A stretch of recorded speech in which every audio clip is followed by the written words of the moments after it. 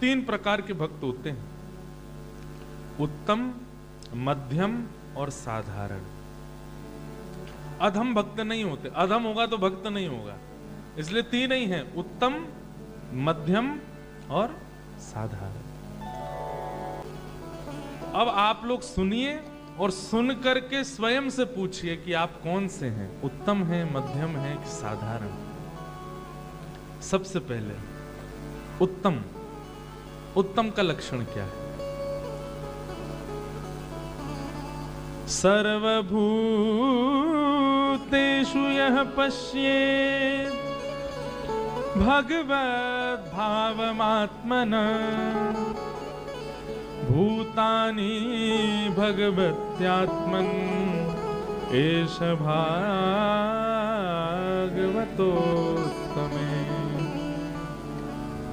बहुत ध्यान से सुनिएगा, उत्तम भागवत का लक्षण क्या है?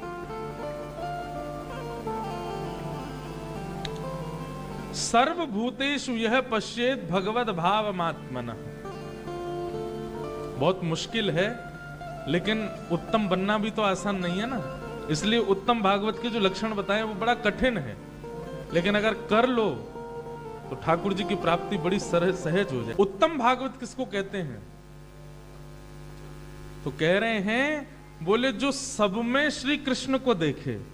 ध्यान से सुनना, जब सबको देखे तो सब में कृष्ण को देखे। कृष्ण को देखे का मतलब क्या होता है? ये नहीं होता कि मेरे बगल में जो बैठे हैं ये भी कृष्ण हैं, ये भी द्वारिकाधीश हैं, आगे वाले जगन्नाथ जी हैं, पीछे वाले मथुराधीश हैं, इधर वाले राधा रमण हैं, उधर वाले राधा वल्लभ हैं।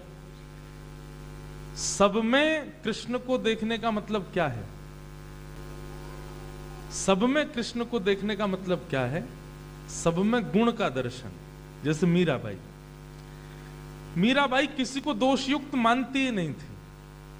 मैं कथाम बताया करता हूं कि मीराबाई के सामने अगर कभी कोई सांवला आ गया, कोई ज्यादा काला आ गया, तो सब तो उसको कालिया कालिया कहते। मीराबाई कहती तुम कितने भाग्यशाली हो, श्री कृष्ण ने तुमको किसी रूप में तो स्वीकार किया, अपना वर्ण तुमको दिया। किसी के हाथ नहीं होते, पैर नहीं होते तो हम दुर्भाग्य मानते हैं कि अरे बताओ बेचारे के साथ कितना बुरा हुआ, इसके हाथ नहीं है, इसके पैर नहीं है, या किसी किसी के हाथ पैर होते हैं लेकिन ऊर्जा नहीं होती उनमें। लेकिन मीराबाई क्या कहती, सुनो तुम दुर्भाग्यशाली मत मानना अपने आप को। मैंने सुना है उड़ीसा में विराजमान जगन्नाथ जी के भी हाथ नहीं है, उनके भी पांव नहीं है, वो बिना पैर के चलते हैं, बिना कान के सुनते हैं, बिना हाथ के कर्म करते हैं। तुम भाग्यशाली हो, तुमको इस रूप में कृष्ण ने स्वीकार किया। मीराबाई की दृष्टि से देखो तो जिसकी आंखें हैं, जिसके कान हैं, जिसकी नाक, जीभ, हाथ, पैर सब कुछ व्यवस्थित है, मीराबाई कहती है इसको स्वीकार ही नहीं किया ठाकुर जी ने, इसका सब व्यवस्थित है, इसको मानव बनाया पूर्ण। और कोई तनिक भी अपूर्ण होता तो मीराबाई कहती इसको ठाकुर जी ने किस रूप में स्वीकार किया। किसी का बालक बड़ा चंचल है, माता दुखी रहती, मेरा बेटा इतना ऊधम मचाता है, बोले कि कृष्ण ने इसको किसी रूप में तो स्वीकार किया, आपने ऊधम दे दिए। कोई बहुत गंभीर है तो मीराबाई कहती इस पर राम जी की कृपा हुई है। कोई बहुत क्रोधी है तो मीराबाई कहती जब श्री कृष्ण परशुराम बनते हैं तो वो भी ऐसे ही रहते हैं, किसी में दोष नहीं। उत्तम भागवत का लक्षण क्या है? वो सामने वाले व्यक्ति को जब देखेगा, उसका अनुभव करेगा, उसको परखेगा, तो परखेगा किसी दोष के रूप में नहीं, ठाकुर जी के रूप में। इसमें जो दोष है वो ठाकुर जी में कौन सा गुण है ऐसा? जैसे कई बड़े लोभी लोग होते हैं, कई बड़े लोभी लोग होते हैं, उनको धन का लोभ, उनको ऐश्वर्य का लोभ, उनको पद का लोभ। अब लोभी व्यक्ति को देख करके आप उसमें गुण कैसे देखोगे बताओ? लोभी व्यक्ति में गुण कैसे दिखे? लेकिन दिखेगा, लोभी व्यक्ति जब सामने आए, आपको जैसे पता चले ये लोभी है, ओ वामन भगवान की कृपा है इस पे। छोटे से जन्म लेते ही चले गए बलि के यहाँ, और बलि के यहाँ जाकर के बोले 3 पग जमीन दो, और 3 पग जमीन देने का जैसे ही उसने संकल्प पूर्ण किया, विशाल हो गए। 2 पग से तीनों लोक नाप लिए, तब भी इनका पेट भरा नहीं, तीसरा पग भी घुमाते रहे, कहां रखूं बताओ? लोभी। अगर इस दृष्टि से आप देखने लगो, संसार में कोई दोष दिखेगा ही नहीं आपको। सब में गुण है, सब गुण युक्त हैं। उत्तम भागवत का लक्षण है ये। आप सब में ठाकुर जी मत देखो, लेकिन सब में गुण तो देखो। हमारी दृष्टि कैसी है, हम जिसको देखते हैं उसमें दोष दिखता है हमको। देखो अपने बगल वाले को, अभी देखो, उसमें दोष ही दिखेगा आपको, गुण नहीं दिख सकते। आप अपने आप को भक्त मानते हैं, तिलक धारण करते हैं, गुरु आश्रित हैं, तो आपको दोष नहीं दिखना चाहिए, लेकिन सब में गुण तो दिख सकता है। हमारी दृष्टि ऐसी बन गई है। अब देखो, हम रावण जैसे हैं। आप कहोगे क्यों? उसको राम जी में भी दोष दिखता है, हम ऐसे ही तो हैं। आपको अगर कह दिया जाए इस हॉल में बैठे किन्हीं 5 लोगों के बारे में 10 बातें लिख करके लाओ, आपको 2 घंटे लग जाएंगे, नहीं लिख पाओगे। और आपको कह दिया जाए कि 20 बुराइयां लिख के लाओ, आप 5 मिनट में लो महाराज जी, लो ये देखो, मैंने सब एनालाइज कर लिया। हमारी बुद्धि अवगुणों का ही एनालाइजेशन क्यों करती है? गुण क्यों नहीं दिखता हमको किसी? और हम अपने आप को भक्त कहते हैं, हम अपने आप को वैष्णव कहते हैं, हम उर्दू पुण्य लगा करके इतराते हैं, बस अवगुण दिखता है हमको। लेकिन यहां पर स्पष्ट कहते हैं, सर्वभूतेषु यह पश्येत भगवद भावमात्मनः। सब में गुण देखो। सर्वभूतेषु यह पश्येत भगवद भावमात्मनः। सब में गुण का दर्शन करो। अच्छा, अब यही बात पूरी नहीं होती है। उत्तम भागवत का दूसरा लक्षण क्या है? पहला लक्षण क्या? जो सब में श्री कृष्ण का दर्शन करे। और दूसरी बात कहते हैं, जब श्री कृष्ण को देखे तो सबको उन्हीं में देख ले। यही मेरे माँ हैं, यही मेरे पिता हैं, यही मेरे सर्वस्व हैं। जब राधा रमण जी से विलग हैं तो सब में राधा रमण हैं, और जब राधा रमण के सन्मुख हैं तो सब राधा रमण में हैं। ये उत्तम भागवत का लक्षण है। और कुछ दिखता ही नहीं है दृष्टि को, सब इनमें विद्यमान है। ईश्वरे तदधीनेषु बालशेषु द्विषस्तु च प्रेम मैत्री कृपापेक्षा य करोति समध्यम। उत्तम भागवत सुन लिया, अब मध्यम सुनो। उत्तम तो हम नहीं है, पर क्या पता मध्यम हो। तो मध्यम के लक्षण क्या है? प्रेम, मित्रता, कृपा और उपेक्षा, ये 4 लक्षण होंगे। बहुत ध्यान से सुनना। पहला प्रेम, मित्रता, कृपा और उपेक्षा। और ये चारों चीज अन्य अन्यों से है, एक से नहीं। सबसे पहला प्रेम। प्रेम किससे है? ठाकुर जी से। मित्रता किससे है? तदधीनेषु, जो ठाकुर जी के भक्त हैं उनसे मित्रता। सब पर हमको दया आ जाती थी। आजकल हमारा मन बदल गया, अब हमको दया नहीं आती। पहले हम किसी भिक्षुक को देख लेते थे तो आंखों में आंसू आ जाते, अरे बेचारा ये क्यों भीख मांग रहा है। आज इतने लोग खड़े रहते हैं लेकिन हमको दया नहीं आती। इसका मतलब क्या है? कोई कुसंगी व्यक्ति जीवन में आया है, तभी आपका हृदय इतना परिवर्तित हो गया। पहले किसी दूसरे को रोता देख लेते थे तो आप व्याकुल हो जाते थे, अब किसी को तड़पता देख लेते हैं तो कुछ फर्क नहीं पड़ता। इसका मतलब क्या है? कोई व्यक्ति ऐसा आपके साथ आया है जिसने आपके हृदय का परिवर्तन कर दिया। सत्संग भले ही मत कीजिए,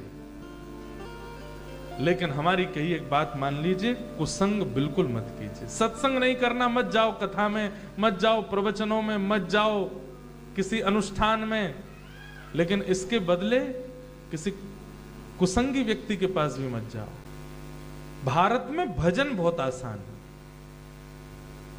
कुछ नहीं, 2 रात में बैठो, 2 घंटे में दिल्ली में रहते हो तो वृंदावन पहुंच जाओगे, पंजाब रहते हो तो 4 घंटे में वृंदावन पहुंच जाओगे, थोड़ी और दूर रहते हो तो फ्लाइट पकड़ के वृंदावन आ जाओ, अयोध्या चले जाओ, नासिक चले जाओ, काशी विश्वनाथ चले जाओ, महाकाल चले जाओ। अरे कहां तक, हर दो घंटे के अंदर, 1 घंटे के अंदर एक तीर्थ आ जाएगा। आप चाहे दुनिया के, भारत के किसी कोने के हों, ऐसा हो ही नहीं सकता कि 1 डेढ़ 2 घंटे के अंदर आपके घर के पास कोई तीर्थ बड़ा ना पड़ जाता हो, आ जाएगा। भारत में भजन सरल है और इन देशों में भोग सरल है, भोग बहुत आसान है। इसलिए जो भोग की तरफ आपको ले जाते हैं उनसे थोड़ा बचिए, थोड़े थोड़े से प्रारंभ करो, आगे चल करके विशेष सावधानी हो जाएगी। आपको पीने के लिए प्रेरित करते हैं, आपको खाने के लिए प्रेरित करते हैं, आपको दूषित वस्तुओं की तरफ थोड़ा ढकेलने का प्रयास करते हैं, ऐसे लोगों से दूरी बनाइए। ये सामान्य सी वस्तु नहीं छोड़ सकते।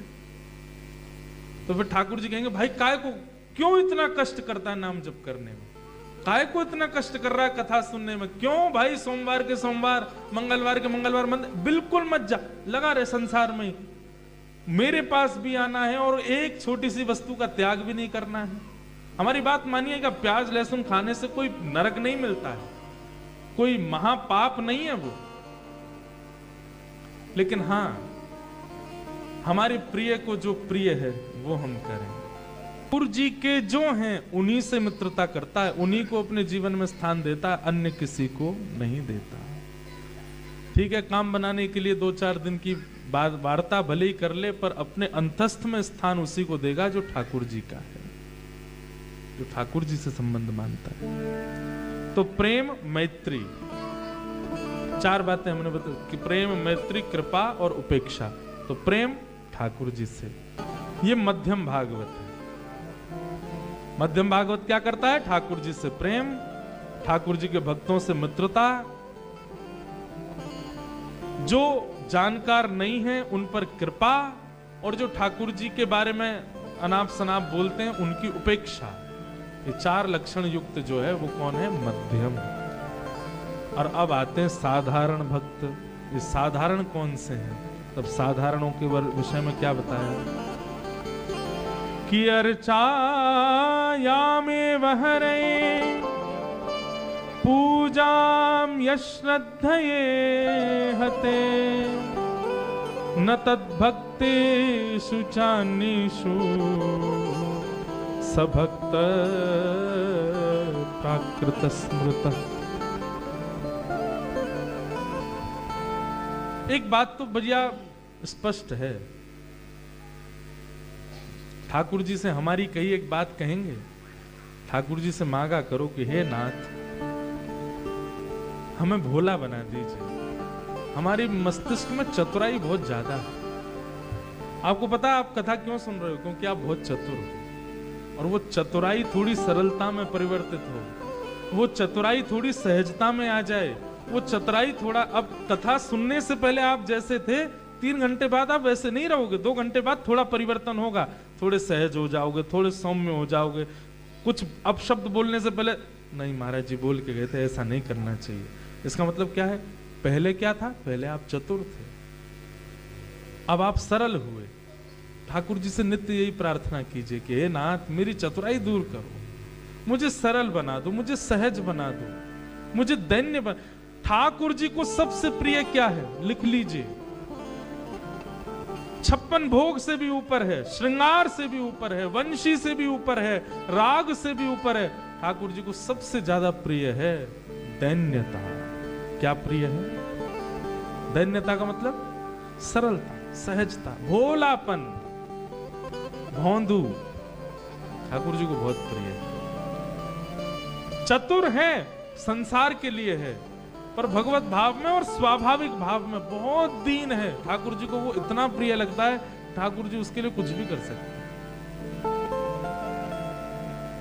इसलिए नित्य ठाकुर जी से प्रार्थना करो कि हे नाथ हमारे चित्त को सरल बना दो, सहज बना दो, हमारे चित्त को इतना दीन बना दो, इतने दैन्यता में इसको परिवर्तित कर दो, सहज हो जाए।